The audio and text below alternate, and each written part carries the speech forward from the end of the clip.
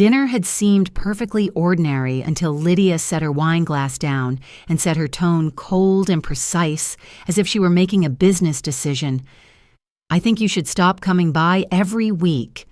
Ethan needs some peace. And so do I."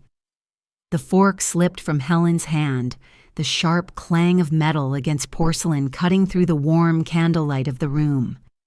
The kitchen of the riverside apartment, once filled with laughter and conversation, suddenly turned into a battlefield. Ethan, her son, sat across from her, his face tired and distant. "Lydia, this is between me and my son," Helen said, trying to keep her voice steady, though inside a wave of hurt was rising fast. Lydia gave a faint smile, her lips curling with quiet disdain. "No, Helen. When you say family matter, what you really mean is that you're meddling in our lives. He's been too stressed because of you." The words struck like an invisible knife to the chest. Ethan said nothing, only stared down at his plate of cold food. Helen took a slow breath, summoning the composure of a woman who had taught for over 30 years, who once knew how to command a classroom, yet now felt powerless before her own child. "I only wanted to make sure you're healthy, Ethan. You've looked so pale lately." Lydia interrupted, her voice hard as stone. "He's fine. If you really want to help, let him rest. Stop showing up unannounced." Helen fell silent. The crystal chandelier reflected her face, thin, pale, and suddenly 10 years older. She didn't know that later that same night, Lydia would begin planning something far more terrible. 3 hours later, Helen sat alone in her small apartment in South Boston, the rain tapping steadily against the window. Lydia's words echoed in her mind like a sentence pronounced by a judge. Don't show up unannounced again. And yet, in a cruel twist of irony, something unexpected came for her instead. The phone rang just before midnight. A woman's voice spoke through the receiver, cold, even devoid of emotion. "Ethan's in the hospital. An accident. If you want, you should come." Then the line went dead. No explanation. No address, only a silence that made her heart clench. She threw off the blanket, grabbed her coat, and rushed out into the night. Boston was drowning under a dense gray rain. The streetlights shimmered in the puddles, breaking into streaks of yellow and gold. Helen hurried along the sidewalk, clutching her bag tightly, her heart pounding hard. She had never felt so old, each step heavy with fear. The hospital doors opened, and the sharp scent of antiseptic filled her nose, making her dizzy. A nurse at the reception desk looked up with an expression of pity. "Room 407 internal ward. You'll still make it in time," she said softly. Helen climbed the stairs, her wet shoes squeaking against the tiled floor. The room numbers blurred through her tears. She whispered her son's name in her mind, each hurried breath, carrying the terror that she might already be too late. Just as she was a few steps away from Ethan's room, a hand gripped her arm. A quiet but commanding voice said, "Don't go in. Hide. Trust me." Helen turned and saw a woman in a white coat, deep brown eyes filled with urgency.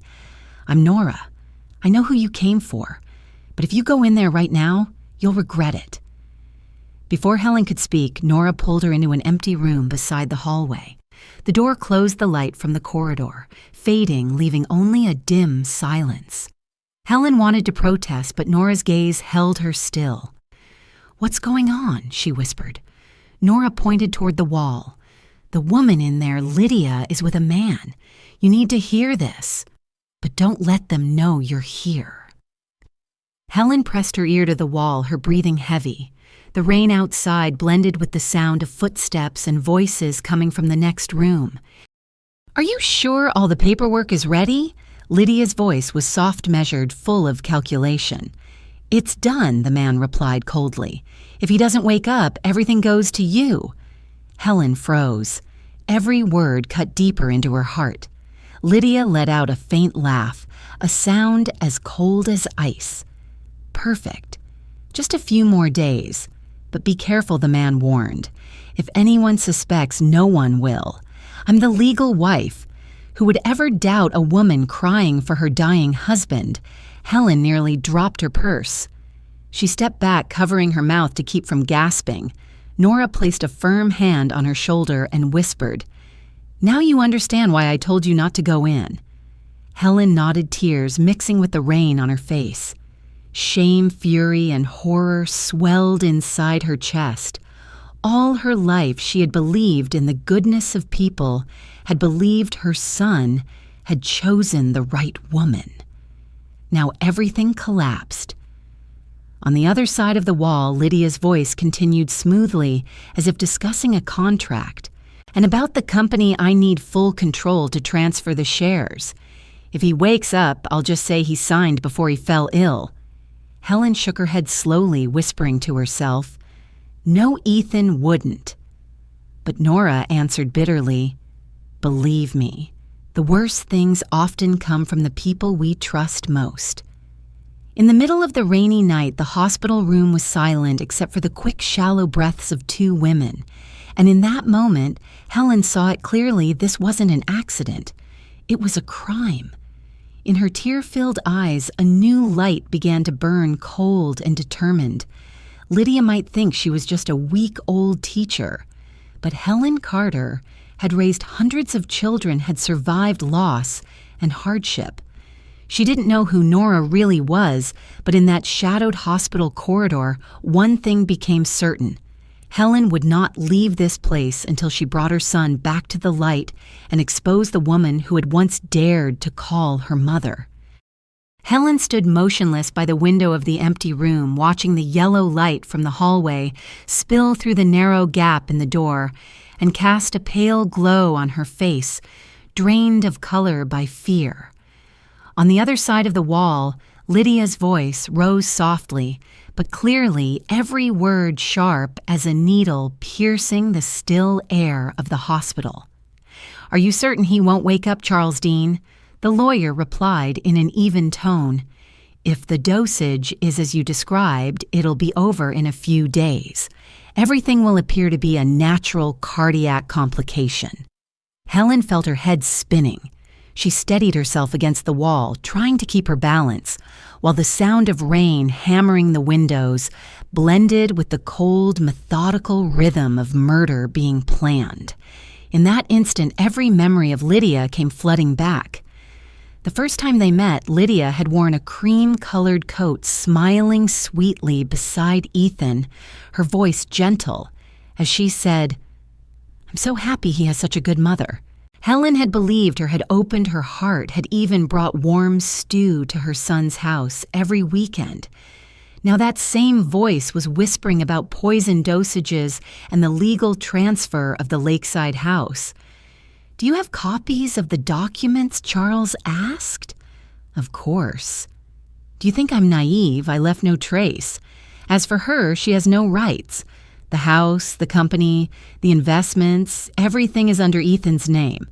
And if he doesn't wake up," Lydia paused, then let out a small laugh, "then everything belongs to me. Legal, tidy, spotless." Helen clenched her fist so tightly her nails dug into her skin. She wanted to rush out to scream, but Nora held her back. "Calm down. If you go out there now, they'll erase every trace. I need time." Nora's steady voice was like a rope keeping a mother from falling into the abyss. "Trust me, we can still save your son."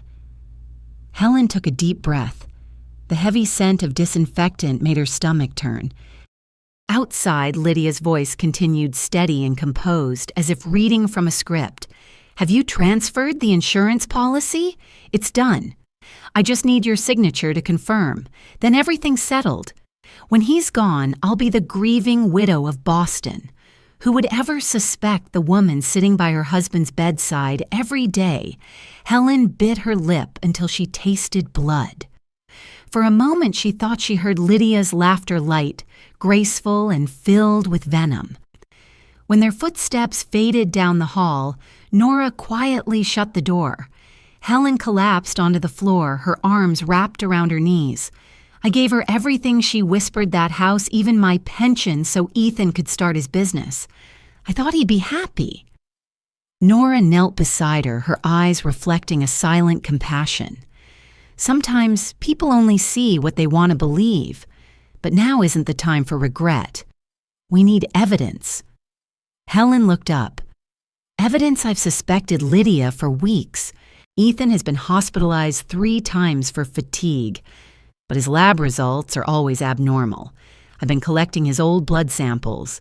If I can find anticoagulants or toxins, I can report it. But we need to catch her in the act.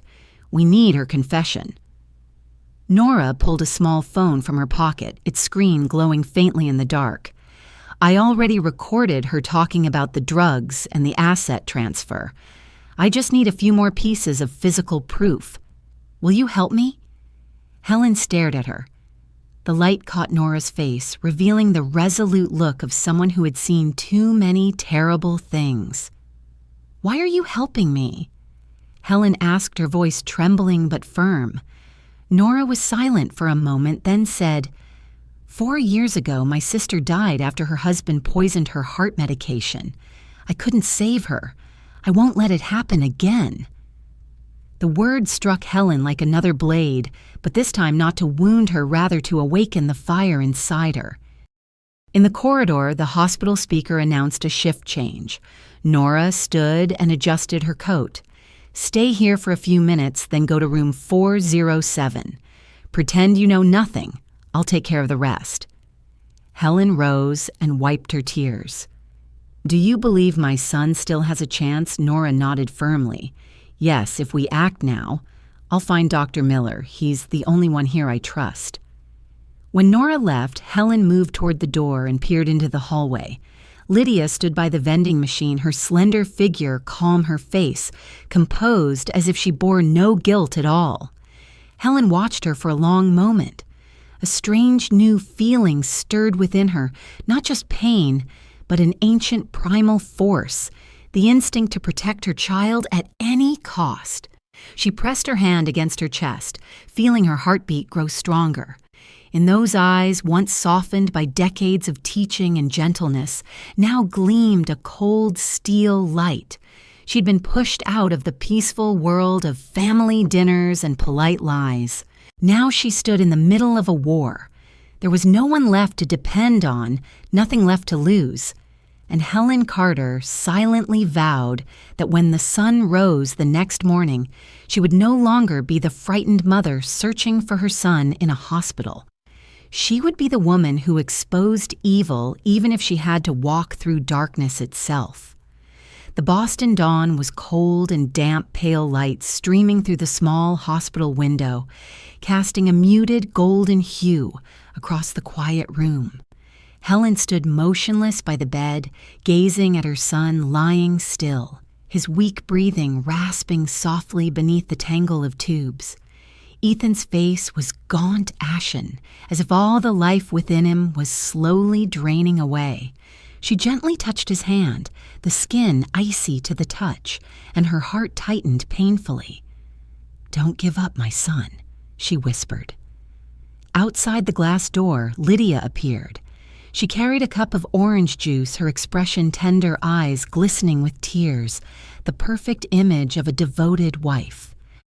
Helen quickly stepped aside, swallowing the fury that surged inside her. Lydia opened the door, her smile carefully arranged. "You're here." "He's the same. The doctors say the chances of recovery are slim. All we can do is pray." Helen nodded faintly, saying nothing. "Would you like something to drink?" Lydia asked sweetly, placing the orange juice on the bedside table and brushing Ethan's hair gently, every gesture perfectly rehearsed. Helen wanted to knock that cup to the floor, to scream that she knew everything, but Nora had warned her to wait. The door behind her creaked open. Nora entered, her face calm, holding a medical chart. "Good morning, Lydia. I need to check the patient's IV levels." Lydia smiled. "Of course. I just made him some juice. He should be waking up soon." Nora nodded her eyes, flicking toward Helen in a silent signal to stay quiet. When Lydia stepped out to answer a phone call, Nora leaned close and whispered, "I've sent his blood sample to the lab." "Doctor, Miller is waiting for the results, but we need more proof. Lydia carries a brown leather bag with her inside is the vial she crushes the pills from." Helen nodded, clutching the edge of her sleeve. "I'll find a way." Nora glanced around, then drew the curtain and lowered her voice. "They're preparing to transfer Ethan to another recovery room. Without evidence, she'll keep watch constantly and we won't get another chance. I'll keep her busy in the hallway for 10 minutes. Check Ethan's belongings, see if there's anything suspicious." Then she slipped away, leaving Helen alone in the cold, sterile room. The heart monitor beeped steadily like a ticking clock. Helen opened the bedside cabinet. Inside were neatly folded clothes, a small notebook, and a yellow envelope. She opened it. Inside was a photocopy of the property transfer for the lakeside house now in Lydia's name, signed by Ethan. At the bottom, a stamp read, "Certified." Tears welled in Helen's eyes. "How did she make him sign this?" she whispered shakily. In her mind, she saw Lydia's hand offering Ethan his morning pills, that tender smile concealing a deadly secret. Suddenly, Lydia's voice came from the doorway, pulling Helen back to the moment. "I'm back." Helen quickly tucked the envelope into her coat pocket and closed the cabinet. Lydia stepped in, a flicker of cold calculation in her eyes before her face softened again. "You've been here all night. You should rest. Your son needs quiet." Helen forced a faint smile. "I'm fine. I want to stay." Lydia placed a hand on her shoulder, her voice softening. "You know Ethan loves you very much, but if he doesn't make it, please remember that everything's already been arranged. I'll take care of his assets as if they were my own." Helen met her gaze, seeing through the layers of mascara to the chilling emptiness beneath. "I trust you'll do the right thing," she said quietly. Lydia smiled faintly. "Of course." A few minutes later, Nora returned with Dr. Miller. He nodded in greeting and said in a low voice, "We found traces of warfarin in Ethan's blood levels many times higher than therapeutic. It's a blood thinner, and if taken continuously, it causes internal bleeding. Does anyone in the family use this medication?" Helen shook her head, lips trembling. Nora said, "This is our first piece of evidence, but we need physical proof before we go to the police." Dr. Miller looked at Nora, his tone grave. "We can't wait any longer. One more dose and he won't survive." Helen swallowed hard. "I'll get her medicine." That afternoon, when Lydia left the hospital to pick up a few things, Helen quietly followed. Lydia walked across the parking lot, opened the trunk of her pearl-white car, and tucked a small purse into a hidden compartment. Helen watched from a distance, her heart pounding. She couldn't take a picture, but Nora was already waiting in the shadows, holding the hospital's security camera. Once Lydia drove off, they approached the car with the help of security guard Kyle. From the purse, Nora pulled out a small pill box, its label peeled off, but inside were crushed tablets of warfarin mixed with vitamin C. "Here it is," Nora said, her voice trembling, but her eyes shining. Now no one can deny it. Helen stared at the tiny white pills, a surge of rage and sorrow flooding her chest. "She almost killed my son for money and a house. She'll pay for this." Nora placed a steady hand on her shoulder. "Stay calm, Helen. Tonight we'll hand everything to the police, but you must finish the act. Keep playing the helpless, grieving mother. If she suspects you, all this will fall apart." Helen nodded. "I understand." She turned toward the window, the sunset casting golden light across her lined but determined face. In the hallway, the loudspeaker announced the end of visiting hours. Inside her chest, a strange new strength began to rise amid the darkness of deceit and betrayal. There were still people like Nora, like Dr. Miller, like herself. People who seemed fragile but dared to fight back. And as the hospital lights flickered on, Helen knew that the real battle was only just beginning. That night, rain once again fell over Boston. Fine droplets pattered steadily against the hospital's glass roof, scattering into countless blurred streaks of light.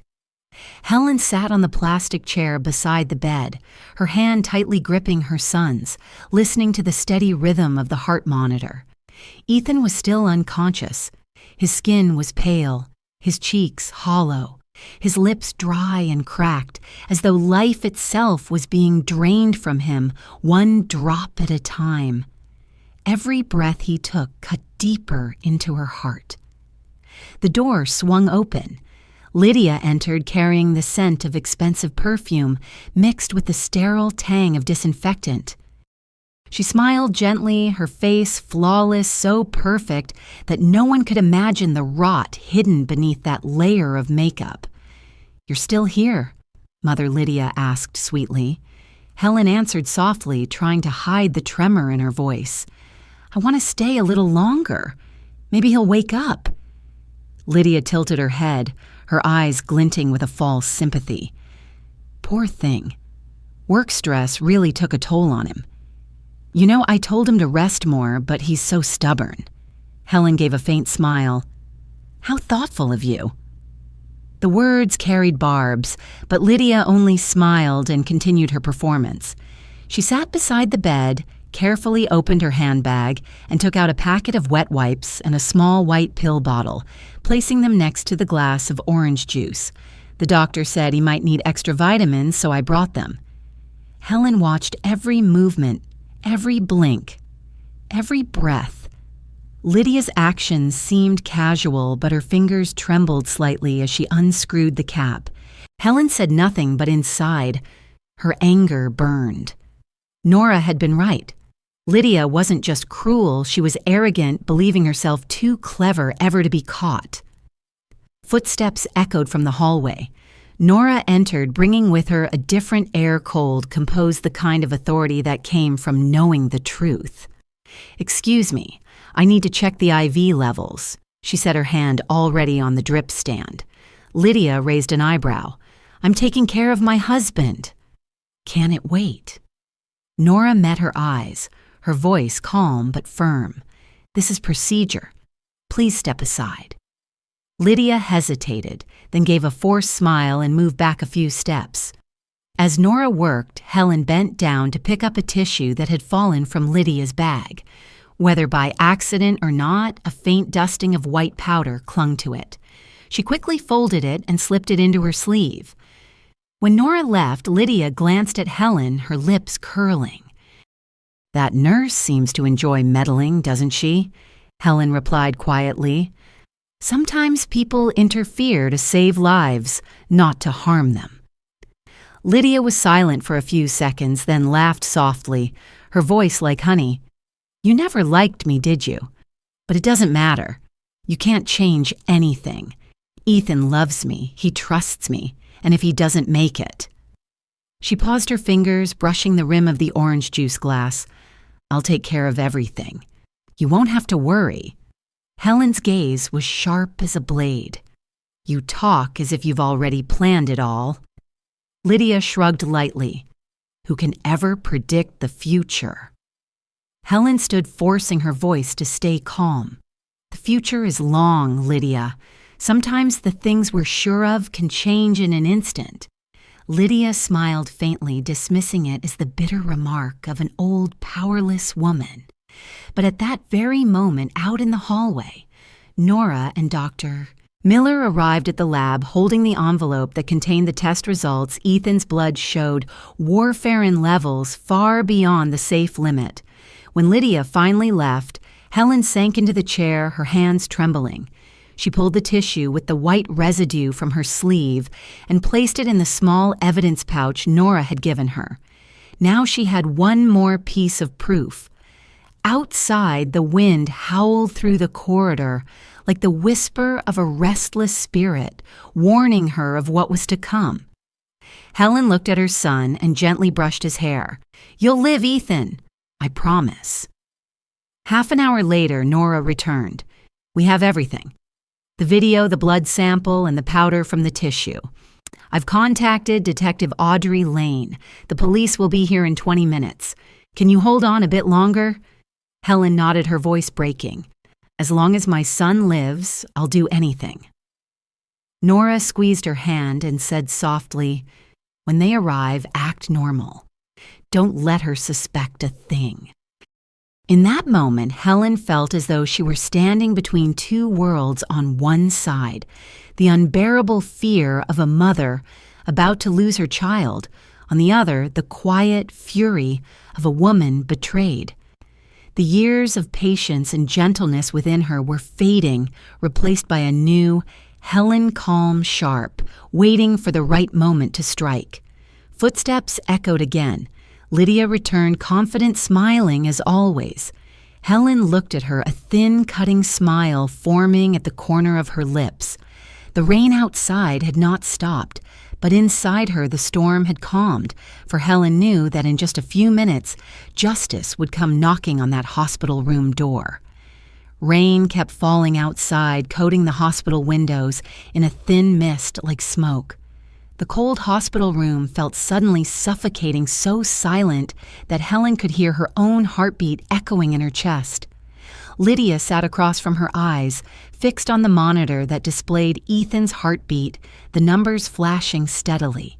She sighed softly, her voice delicate as silk. Poor thing, working himself to exhaustion. Men can be so foolish sometimes. Helen said nothing, only looked at her son and gently rested her hand on the blanket. Every muscle in her body was tense, waiting for the right signal. Lydia turned and gave a faint smile. "Have you ever thought about what you'll do when Ethan is gone?" Helen looked up sharply, her gaze piercing. Lydia smiled again, her tone smooth but laced with cruel amusement. "I mean no harm, really. It's just older people often feel lonely. You don't have many friends, do you?" The words struck like an invisible slap. Helen forced herself to stay calm, her voice soft but cold as steel. "You're worried about my future. How generous." Lydia laughed, her eyes curving like twin blades. "Not at all. I'm just curious. After all, everything Ethan owns the lakeside house, the company, the accounts will need someone to manage it. I wouldn't want anyone outside the family to be at a disadvantage, not even you." Helen stared at her for a long moment, her words deliberate and slow. "Family? You poison your husband and still dare to call that family." Lydia froze, then quickly regained her composure. "What are you talking about? I don't understand." Helen stood and stepped closer, her voice dropping low. "I understand everything. Every pill, every glass of orange juice, every word in the contract you forced my son to sign.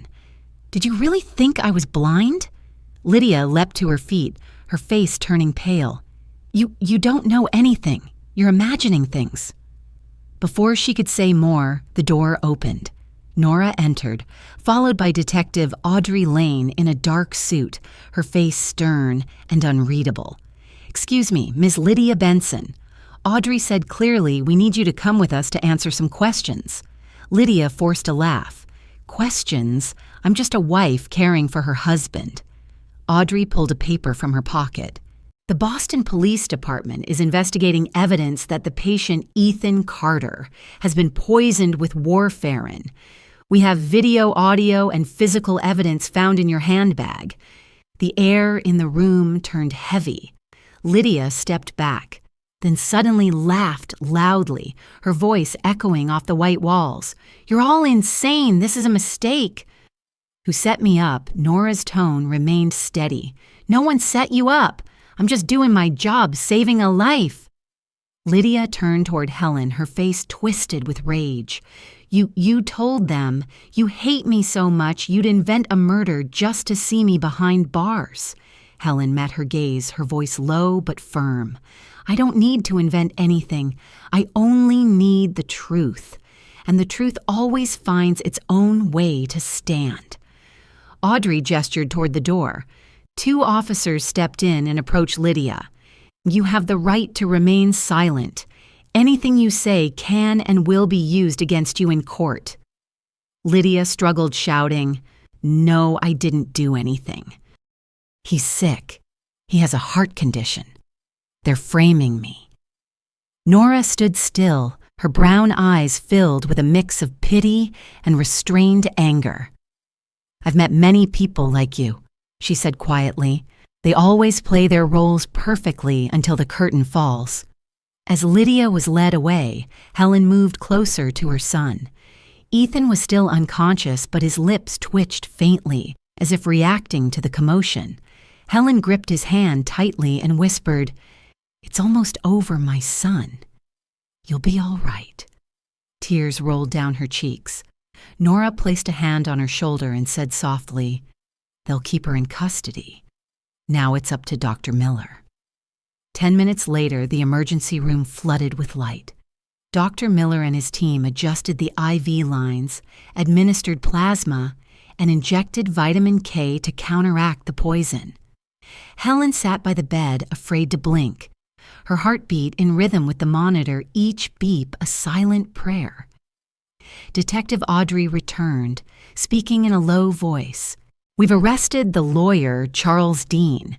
He confessed everything from the property transfers to the insurance documents.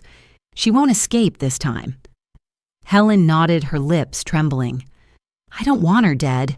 I just want my son to live." Audrey looked at her, a flicker of admiration in her eyes. "You're the strongest mother I've ever met." The night stretched endlessly. As the rain outside began to ease, Nora sat beside Helen and whispered, "We've won half the battle. Now we just have to wait for Ethan to wake up." Helen looked toward the window.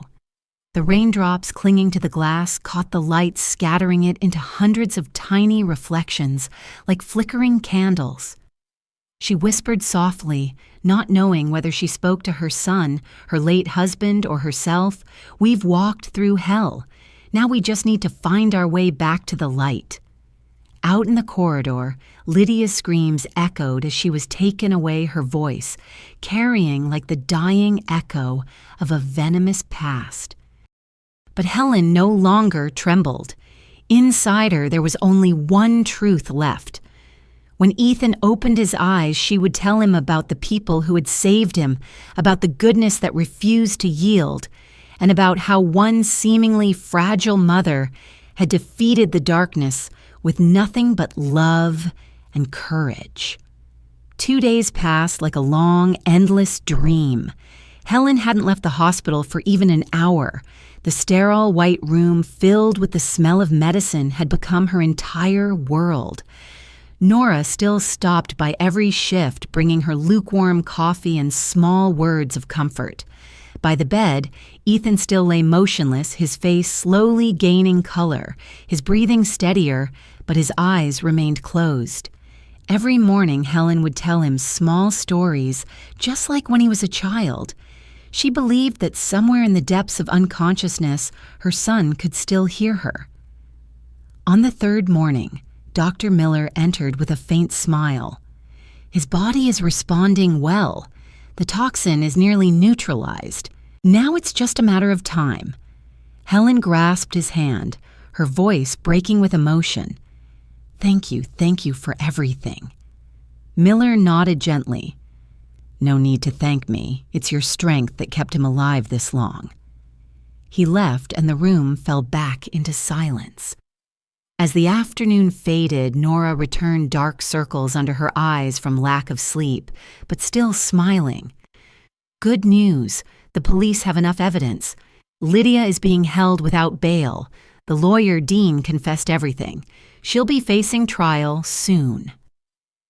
Helen fell quiet, a mix of relief and sorrow washing over her. "She deserves to be punished, but I still feel empty. Do you understand? I once trusted her, cared for her, believed my son was happy."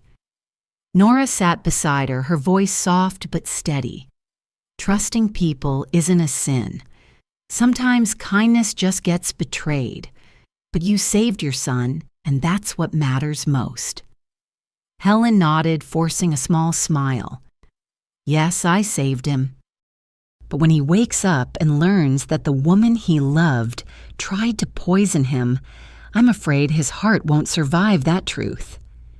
Nora looked at her, her eyes filled with quiet empathy. "When that time comes, you'll be his anchor. He still has you, and he still has the truth. The truth can hurt, but it's also the only thing strong enough to heal." Night fell, and the neon lights from the hallway shone through the window, spreading across Ethan's face. Helen dozed off beside the bed, her hand still holding his. In her dream, she stood in the middle of a lake, the reflection of their old house shimmering on the surface. Lydia appeared on the other side, smiling, then dissolving into smoke. When Helen woke, she felt her son's hand move. Just a small twitch, but enough to make her heart race. "Ethan, can you hear me?" His eyelids fluttered. Dr. Miller and Nora rushed in. "Ethan, if you can hear me, squeeze your mother's hand," Nora said softly, her voice sharp and commanding. 1 second passed, then another, and his fingers tightened gently around hers. Helen burst into tears, her tears falling onto his skin. Nora smiled. "He's coming back."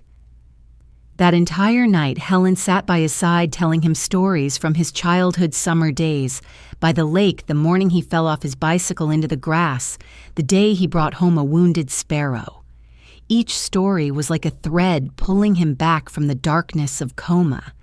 And when the first rays of dawn pierced through the glass, Helen saw his eyes slowly open, hazy but aware.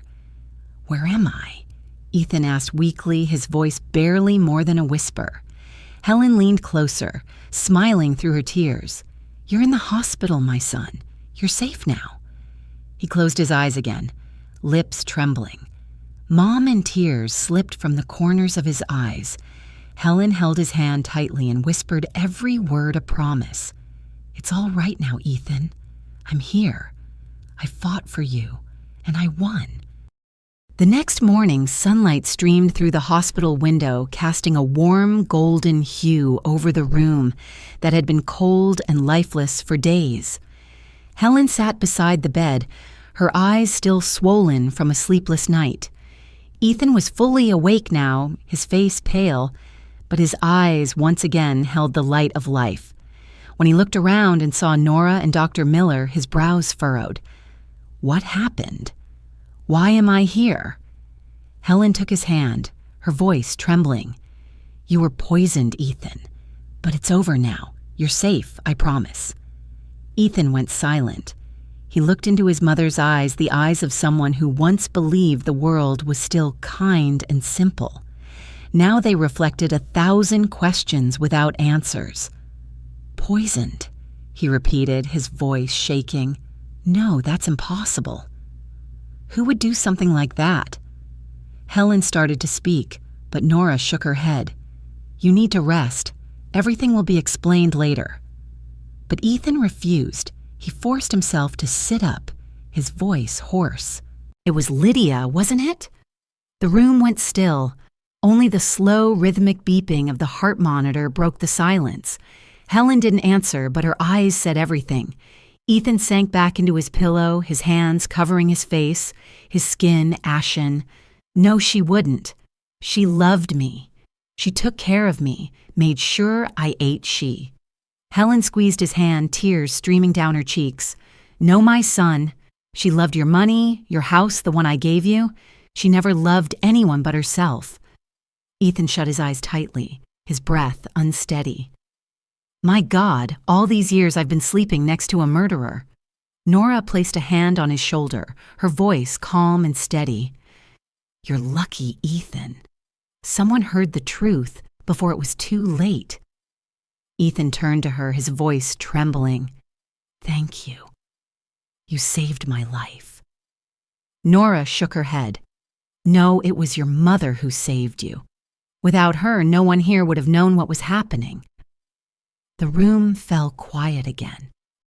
Helen looked at her son, her heart torn between relief and sorrow. She had prayed for this day, for the moment her son would open his eyes, but she never imagined it would come with a pain even heavier than death. Nora seemed to understand. She exchanged a glance with Dr. Miller, then quietly left, leaving mother and son alone in the sunlight. "Do you remember when I told you Lydia wasn't sincere?" Helen began softly, her voice steady but strained. "You were angry. You said I was jealous, that I was meddling. I stayed silent because I didn't want to hurt you. But now you see, don't you? Real love never comes with lies." Ethan looked at her, and the first tear fell down his cheek. "I was wrong, Mom. I was blind. I let her turn me against you. I let you suffer because you cared too much." Helen brushed his hair gently, her voice trembling but firm. "It's all right, my son. Forgiveness isn't for the wicked, it's for ourselves. You're still alive, and that's what matters most." Ethan turned to the window where the sky had turned a soft blue. Sunlight filtered through the blinds, glinting on his face and making his eyes shine. "I won't let her destroy anything else. I want to face her. I want to testify to tell everyone the truth." Helen pressed her lips together, pride and sorrow mingling in her chest. "Be strong, Ethan. But remember, justice will speak for you. Don't let hatred change who you are." Later that afternoon, Nora returned with news. "The police have completed the file. She's being charged with first-degree attempted murder. The trial could start in a few months. They want you to testify." Ethan nodded firmly. "I will. I want everyone to know who she really is." Helen took his hand, the warmth spreading through her fingers. After Nora left, Helen stayed quietly watching her son's face regain its color and strength. In her mind, she saw the image of her late husband, the man who once said, "One day, Helen, our son, will understand everything." She looked out the window. The rain had stopped, the clouds had cleared, and for the first time in days, real sunlight shone over Boston. She knew the storm had passed, but the journey for peace for both mother and son was only just beginning. On the fourth morning, the hospital was quieter. The sound of nurses' shoes, the wheels of carts, and the overhead calls for doctors blended together like the heartbeat of life slowly returning. Helen carried a vase of freshly picked carnations and placed it on the table beside the bed. Ethan sat upright, the morning light reflecting on his face, still weary but alive again. He smiled faintly at his mother. "You brought more flowers. This room is turning into a garden." Helen replied softly, "Flowers bring fragrance, and fragrance brings life. A sick room needs that." She paused, her voice trembling slightly. "When you were little and got sick, I always put flowers by your bed. You used to say you hated the smell. Remember?" Ethan gave a bittersweet smile. "Back then, I just wanted to get better fast so I could play. I never thought one day you'd be sitting by my bed again like this." Silence filled the room, broken only by the steady rhythm of the heart monitor. The door opened quietly. Nora stepped in, holding a folder. "Good morning to you both. I've got good news." Helen and Ethan looked up. "Dr. Miller has confirmed that all your vitals are stable. If nothing changes, you can be discharged in 2 days." Helen smiled through tearful eyes. Thank God, Ethan nodded slightly, though a shadow of heaviness lingered in his gaze. After Nora left, Ethan spoke slowly. "Mom, I read the morning paper. Lydia, she's been officially charged." Helen took his hand. "I know, the police called last night. They said her lawyer, Dean, confessed everything. She's not getting away this time."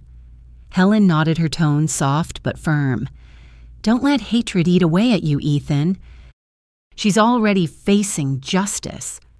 Now you need to think about standing up and starting over." He gave a faint, hollow laugh. "Starting over sounds simple, but it isn't. 7 years living with a liar, I don't even know where to begin." Helen brushed his hair gently, her voice warm. "You begin by forgiving yourself. You trusted the wrong person, but now you see clearly. That's already a beginning." By noon, Detective Audrey Lane came to see them. She sat down, her voice calm but decisive. "I'm here with the official notice. The court date is set for 6 months from now. Lydia Benson, also known as Kara Benson, her real name will stand trial for attempted murder, financial fraud, forgery, and conspiracy to seize property." Ethan froze. Kara Benson. Audrey nodded. She had a criminal record in 2 other states with 3 similar fraud cases. She got away each time by changing her identity, but not this time. Helen sighed. "Evil can hide for a while, but it always shows its face. I guess my son was just the last victim in her chain of destruction." Audrey's voice softened. "Thanks to you and Nurse Nora, we finally have enough evidence to stop her for good." When Audrey left, the room fell silent again.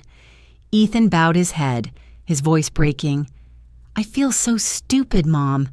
I thought I understood people. I thought I understood life. But I knew nothing." Helen pulled her chair closer and placed a hand on his shoulder. "No, Ethan. You knew how to love. Sometimes love blinds us, but it's also what saves us. You weren't just saved by medicine, you were saved because someone still believed in you when you had stopped believing in yourself." Ethan lifted his head, his eyes red. "I owe you my life." Helen smiled, gently stroking his hand. "You don't owe me anything. I just did what my heart told me to do. A mother can't sit still and watch her son die." Outside, Boston was embracing spring. The sunlight was soft, the breeze gentle. A flock of birds swooped down to the hospital roof and then soared into the sky, leaving a faint shadow in their wake. Helen watched them, a rare calm filling her heart after days that had felt like hell. Ethan looked out the window too and said softly, "When I leave the hospital, I want to go back to the old house by the lake. I want to fix it up, live there with you." Helen smiled, her voice low and warm. "That house once held pain, but if you wish, we'll turn it into a new beginning. In the end, only love and truth can bring us home." That afternoon, Nora returned with 2 cups of hot tea. The 3 of them sat together by the window, watching the light rain drift down onto the city streets. No one spoke, but in that quiet moment, they all knew life would go on. And from the depths of betrayal, a new chapter of hope had just begun. 6 months later, Boston was wrapped in golden autumn light. The road leading to the county courthouse was covered with dry leaves, rustling softly in the wind. Helen walked slowly beside Ethan, her hand gripping his tightly, as if letting go might cause everything to disappear. He had recovered completely strong again. His face sun-kissed his eyes. Bright, though, deep inside them lingered the trace of sleepless nights.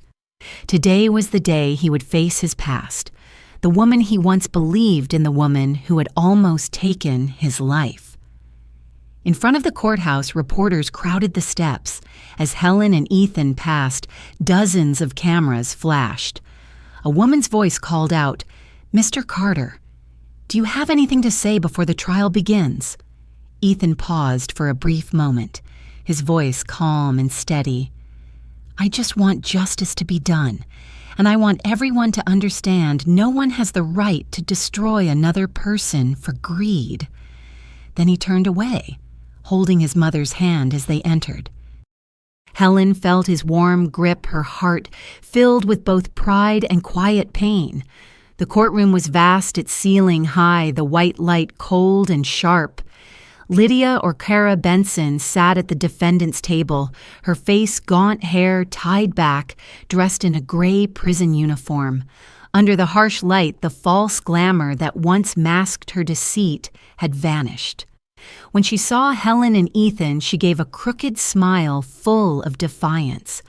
Helen met her gaze calmly, no longer with hatred, only with a strange, quiet peace.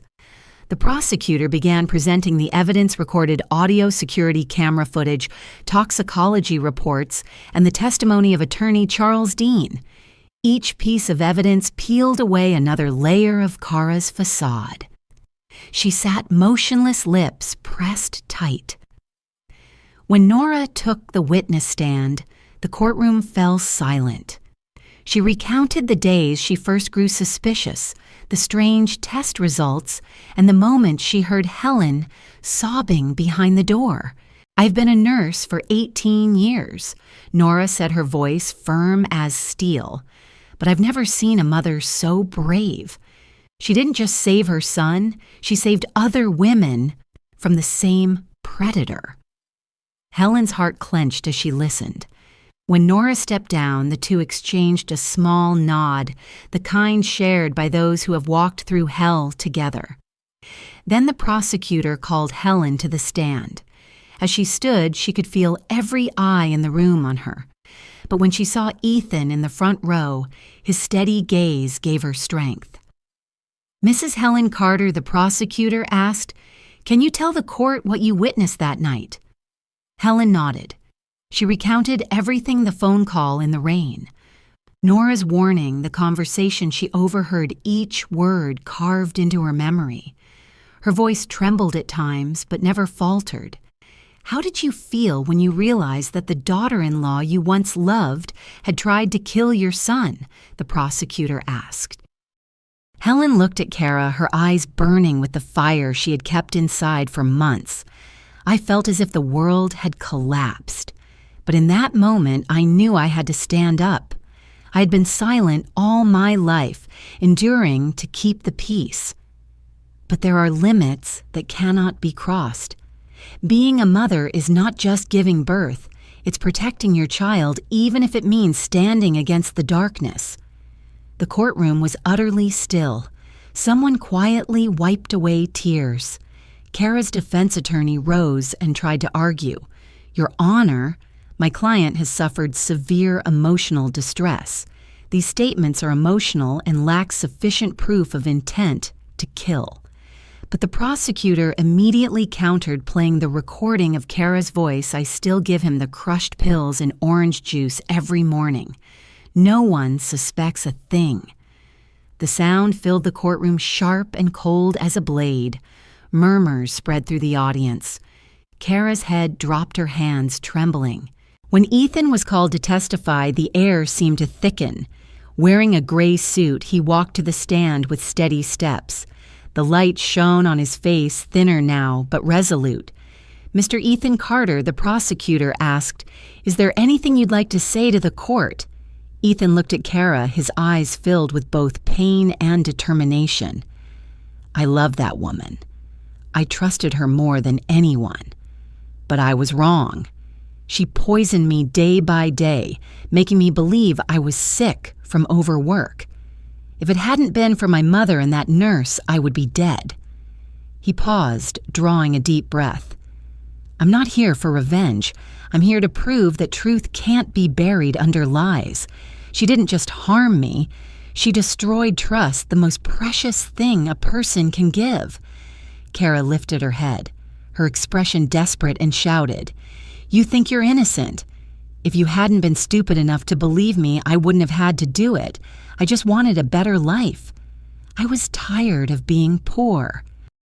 The judge's gavel struck hard, silencing the chaos. Helen looked at her, and for a brief moment she felt pity for a soul that had turned itself into something monstrous. The trial lasted 2 full days. Finally, the jury returned, their faces solemn. "We, the jury, having reviewed all evidence and testimony, find the defendant, Kara Benson, guilty on all counts: attempted murder, financial fraud, and forgery." A wave of whispers swept through the room. Helen closed her eyes, her hands clasped together. Ethan bowed his head, a single tear falling, but it was one of relief. The judge pronounced the sentence: 32 years in prison with no parole for the first 20. Kara sat frozen, her face pale as chalk. As the officers approached, she turned to Helen, her lips trembling. "You think you've won. I won't forget this." Helen replied softly, her voice steady and sharp. "I don't need to win. I just need my son to live." The courtroom doors closed behind Kara, and a gust of wind blew through, stirring the curtains. That afternoon, as Helen and Ethan left the courthouse, they stood on the steps watching the late sunlight turn the city gold. Reporters surrounded them, but Helen only said one sentence. "No victory is born from hatred, only from justice." Then she turned to her son, her eyes warm, her smile gentle, the first in many years. On the drive home, the car passed the old lake.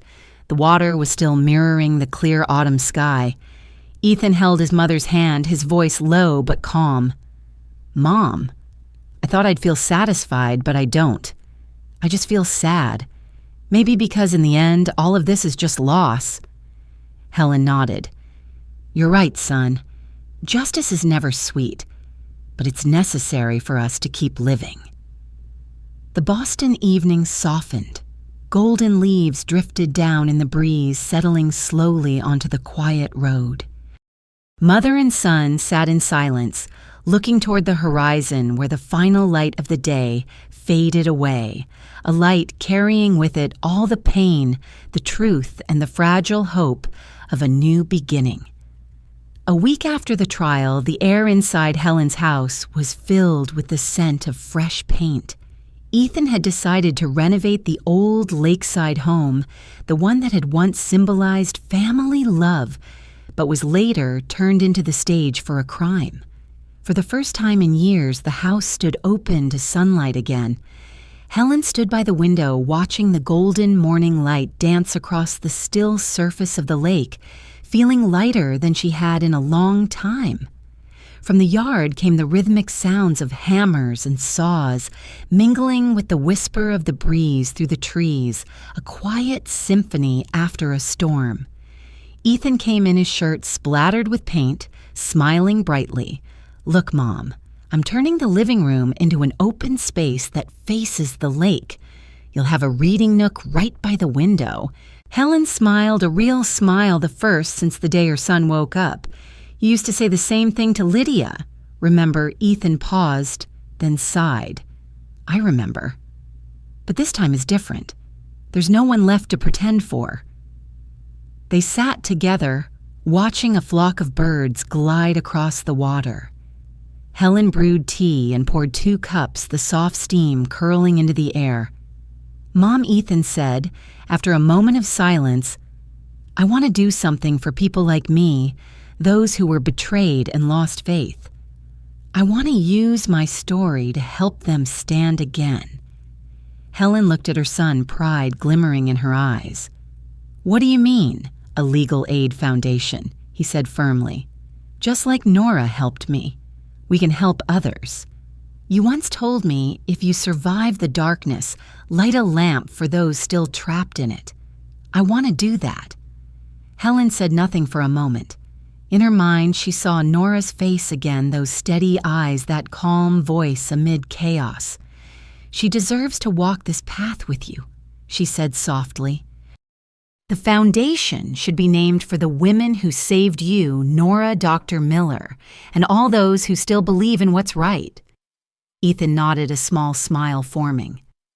"I was thinking of calling it the Guardian Hearts Foundation." Helen's smile deepened. "A beautiful name. I think this time you've truly found your purpose." That afternoon, Nora came to visit. She wore a light blue coat, her hair tied neatly as always, but her face looked brighter, freer. "This house feels completely different," she said, looking around. "No more darkness lingering here." Ethan poured tea and gestured for her to sit. "We have you to thank for that. I owe you more than I can ever say." Nora smiled. "You don't owe me anything. I did what was right, not what was owed. But if you really want to repay me, then live kindly and help others like you said you would." Helen stepped out of the kitchen carrying a freshly baked pie. "You know," she said warmly, "Ethan plans to start a charity. We'd like you to be part of it." Nora blinked in surprise, then smiled softly. "I'd be honored." The three of them sat together on the porch, watching the sunset paint the lake in shades of red and gold. Their laughter mingled with the gentle sound of waves. Ethan looked at his mother, then at Nora, his heart full of gratitude. "It's strange," he said quietly, "how something as terrible as betrayal could lead me to people as good as you." Helen placed her hand over his, her voice tender. "Sometimes life has to take us to the bottom so we can see who will pull us back up." Night fell, and the house by the lake glowed with warm light. Helen sat by the window writing in her old notebook, her handwriting trembling but firm. "From the deepest pain light is born." She paused, glancing toward the next room where Ethan and Nora were discussing plans for the foundation. Their voices mixed with the sound of the wind like promises of a better future. Outside, the lake mirrored a sky full of stars. Helen closed her eyes and breathed deeply. She could almost feel her late husband's presence, as if he were somewhere nearby, smiling. "Do you see, my love?" she whispered. "Our son has come back. And this time, he's living for something good." Then she closed her notebook and turned off the light. In the soft darkness, Ethan's quiet laughter drifted from the next room, blending with the wind, the gentle lapping of the water, and the steady, peaceful heartbeat of a home reborn. 3 months later, the Guardian Hearts Foundation officially opened its doors. The old lakeside house had been transformed into its first headquarters, a place that glowed with light every evening, where those once broken could find hope again. Helen sat in the front row during the inauguration, a cup of hot tea in her hand, her eyes shimmering under the golden sunset reflected on the lake. Ethan stood on stage, his face calm, and composed his voice clear and steady through the microphone. "Some wounds never disappear," he said, "but we can turn them into strength. We are not defined by what we have lost, but by how we rise again." The audience erupted in applause. Helen looked at her son, her heart filled with a warm, radiant light. Nora stood beside Ethan, her eyes glowing with quiet pride. From a devoted nurse, she had now become the foundation's co-founder. Together, they presented scholarships to young nurses who wanted to care for victims of abuse and launched training programs for women suffering from financial exploitation. And it had all begun with one rainy night, one warning, and a mother who refused to give up. After the ceremony, a soft breeze swept across the porch. Helen sat down in her old wicker chair. Ethan came out with 2 glasses of wine, setting one before her. "Remember when we were at the hospital, Mom? You promised that when it was all over, we'd raise a glass together to life." Helen smiled. "I thought you'd forgotten." "Never," Ethan said, clinking his glass with hers. "To those who survived, to courage, and to you, Mom." They sat in silence, sipping their wine, letting its warmth spread softly on their tongues. In the breeze, Helen could hear the gentle lapping of water against the shore and Nora's laughter echoing from inside where she was speaking with the new volunteers. Ethan leaned back in his chair, his voice low. "Mom, I don't know how to thank you and Nora enough."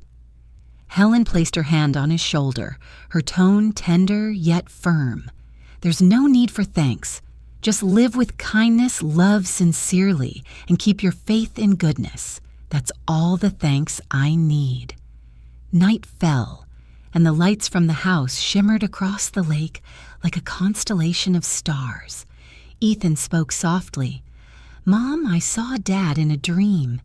He smiled and told me not to be afraid, told me to take care of you." Helen chuckled gently, tears glistening in her eyes. "Your father always said that. I'm sure he's proud of you now." Ethan turned to her. "I'm proud too. You didn't just save me, you taught me how to live." Helen smiled faintly, her gaze drifting toward the horizon. Everyone has their darkness, but when we walk through it, we finally understand what real light means. A week later, Helen visited the hospital where it had all begun. The same hallway, the same white walls, the same faint smell of disinfectant. Nora walked beside her, slowing her pace as they reached the old room. On the wall hung a new brass plaque, Room 407 Rehabilitation Wing, dedicated to Helen Carter, who inspired us with her courage and faith. Helen stood still, her hand brushing lightly over the plaque. "I don't deserve this," she whispered. Nora smiled. "You deserve it more than anyone. Because of you, we believe that sometimes one mother can change an entire story." That afternoon, as Helen left the hospital, she stopped at the entrance. A young woman with 2 small children walked in, her face tired, but her eyes brightened when she saw the sign reading, "Guardian Hearts." Helen smiled, seeing herself from years ago, a trembling mother searching for her child in the night, not knowing that only hours later she would become the one holding the power to save him. On the way home, the sky blazed with sunset light. Ethan drove while Helen sat quietly beside him, her hands resting together, her heart at peace. As the car crossed a small bridge, the lake ahead gleamed gold beneath the fading sun. Helen turned to her son and said softly, "Do you remember everything began with a phone call in the night? But our story ends in daylight." Ethan smiled. "And this time, you don't have to run to save anyone." Helen replied, her voice warm. "No, my son, because now you're the one saving others." The car turned onto the lakeside road where their house glowed softly ahead. The wind rustled through the trees, carrying the scent of fresh grass. Helen looked out the window, her heart overflowing with gratitude. Life had taken so much from her, her husband, her youth, her trust, but it had given her something far greater, the chance to turn pain into light. In her heart, she spoke to those listening to this story, wherever they might be. If you're lost in your own darkness, don't be afraid. Believe in goodness. Believe that every person has the strength to rise again and begin anew. Then her voice, soft but resolute, seemed to carry into the wind. Share this story so that another mother, another child will know that justice never sleeps. Leave a comment. Tell me what you are fighting for: love, faith, or the light after the storm. And remember, stay with us so that the heart that protects guardian hearts never stops beating. A year later, Boston changed with the season. Golden leaves carpeted the narrow path along the lake, and the wind carried the chill of early winter mixed with the scent of coffee drifting from the small house by the water. Helen sat by the window, wrapped in an olive-green shawl with a stack of letters on the table. Letters from mothers, wives, and daughters who had read her story and written to say that through guardian hearts they had found a way out of their darkness. Each letter was a piece of a mended heart, and Helen read them with deep emotion. Ethan came in holding the morning paper. "Mom, our foundation's been nominated for this year's humanitarian award," he said, excitement in his voice. Helen looked up, her gaze soft. "Awards don't matter as much as the people we've helped, my son." Ethan laughed. "You always say that, but I know you're proud." She smiled, her eyes glowing with quiet warmth. "Of course I'm proud, but not for recognition. I'm proud because you've learned to live with purpose, because after everything you still choose kindness." That afternoon, Nora stopped by carrying a basket of lavender and a new brass plaque engraved with the words, "The Guardian Heart's Light After Storm." Together they fixed it to the gate. The sunset reflected off the polished surface, making the words shimmer like gold. Helen gazed at it for a long moment, a strange mix of closure and renewal swelling in her heart. "So it's been a full year since that rainy night," Nora said softly. "I still remember pulling you into that empty room. You were shaking, but your eyes, they weren't afraid. They carried the light of a mother fighting for her child." Helen smiled gently. That light belonged to all of us, to everyone who refuses to stay silent in the face of evil.